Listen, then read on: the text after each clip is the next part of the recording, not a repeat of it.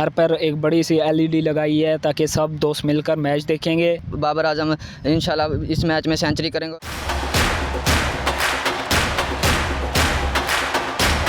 आज ICC world cup का एक अहम मैच होने जा रहा है जिसमें पाकिस्तान और भारत के दरमियान जो है बहुत बड़ा जो है आज टाकरा होने जा रहा है।